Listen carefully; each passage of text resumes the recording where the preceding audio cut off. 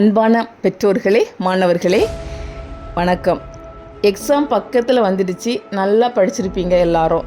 நல்லா எக்ஸாம் எழுதி நல்ல மார்க் வாங்க வாழ்த்துக்கள். All the best. சரி, ஆனால் எக்ஸாம் ஹாலில் என்ன டிப்ஸை யூஸ் பண்ணால் உங்கள் மார்க்கை இன்க்ரீஸ் பண்ணலாம்னு தெரியுமா? அல்லது நீங்கள் என்னென்ன மிஸ்டேக் பண்ணுறீங்கன்னு தெரியணுமா?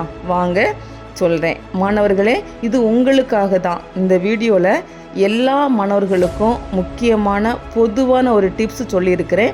மிஸ் பண்ணாமல் பார்த்துக்கோங்க. ஃபஸ்ட்டு மிஸ்டேக் என்னென்னா ஹலூசினேஷன்.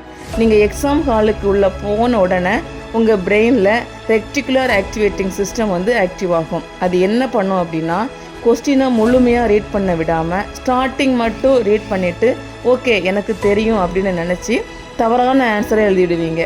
ஒயின்னு கேட்கக்கூடிய கொஸ்டினுக்கு ஹவுக்கான ஆன்சரை எழுதிடுவீங்க.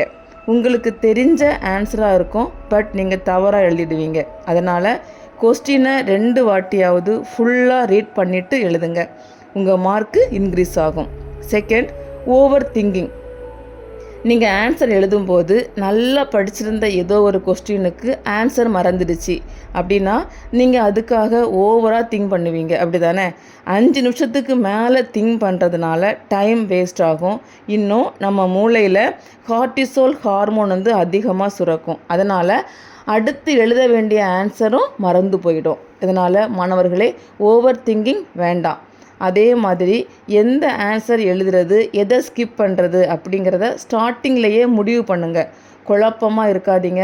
சில ஸ்டூடெண்ட்ஸ் அதை எழுதவா இதை எழுதவா அப்படின்னு டைமை இதில் வேஸ்ட் பண்ணிகிட்டே இருப்பாங்க. உங்களுக்கு எது நல்லா தெரியுதோ அந்த ஆன்சரை பெருசாக இருந்தாலும் பரவாயில்ல, சிறுசாக இருந்தாலும் பரவாயில்ல, அதை நீட்டாக எழுதுங்க. எனக்கு தெரியும் அப்படின்னு மைண்ட் வாய்ஸில் சொல்லுங்கள், ஞாபகம் வந்துடும். சரியா? மூன்றாவது, ஸ்ட்ரக்சர் ஃபோக்கஸ். உங்கள் பேப்பரை பார்த்த உடனே மார்க் போடுற மாதிரி ப்ரெசன்டேஷன் நீட்டாக இருக்கணும். பேப்பரில் அடித்தல் திருத்தல் இருக்கும்போது கரெக்ஷன் பண்ணுறவங்களுக்கு எரிச்சலாக இருக்கும். அதனால் எந்த கொஸ்டினுக்கு சரியான ஆன்சர் தெரியுமோ அந்த ஆன்சருக்கான கொஸ்டின் நம்பரை கரெக்டாக போட்டு நீட்டாக கரெக்டாக எழுதுங்க. டீட்டெயில்டு ஆன்சருக்கு பேராவாக எழுதாமல் ஹெட்டிங் போட்டு பாயிண்ட்டாக எழுதுங்க. ஹேண்ட் ரைட்டிங் உங்களால் முடிஞ்ச அளவுக்கு நீட்டாக எழுதுங்க. அதனால் மார்க் அதிகமாக கிடைக்கும். 4வது, சரிபார்ப்பு. எக்ஸாம் எழுதின பிறகு லாஸ்ட் 15 நிமிஷம் நீங்கள் எழுதின பேப்பரை சரி பார்க்கணும். ஸ்பெல்லிங் சரியாக எழுதியிருக்கிறேனா, கொஸ்டின் நம்பர் கரெக்டாக போட்டிருக்கிறேனா, ட்ராயிங்கில் பார்ட்ஸ் கரெக்டாக மார்க் பண்ணியிருக்கிறேனா, எல்லா ஆன்சருக்கும் எழுதியிருக்கிறேனா அப்படிங்கிறத செக் பண்ணுங்கள். இந்த பழக்கம் உங்கள் மார்க் மிஸ் ஆகாமல் பார்த்துக்கும். கடைசியாக ஒன்று சொல்கிறேன், இது எல்லாருக்கும் எல்லா மாணவர்களுக்கும் பயனுள்ளதாக இருக்கும். என்னன்னா, எக்ஸாம் எழுத ஸ்டார்ட் பண்ணுறதுக்கு முன்னாடி டீப் ப்ரீத் எடுத்துக்கோங்க. 3 or 4 times. ஏதாவது குழப்பமாக இருக்குது, படித்தது மறந்து போச்சு அப்படின்னாலும் இந்த டீப் ப்ரீத்தை எடுத்துக்கோங்க. எனக்கு எல்லாமே தெரியும், நான் நல்லா டெஸ்ட் எழுதுகிறேன் அப்படின்னு மைண்ட் வாய்ஸில் சொல்லிட்டு எழுதுங்க. நல்ல மார்க் ஸ்கோர் பண்ணுங்கள். இது உங்களுக்கு யூஸ்ஃபுல்லாக இருந்துச்சு அப்படின்னா யூஸ்ஃபுல் டிப்ஸ் அப்படின்னு கமெண்ட் பண்ணுங்கள்.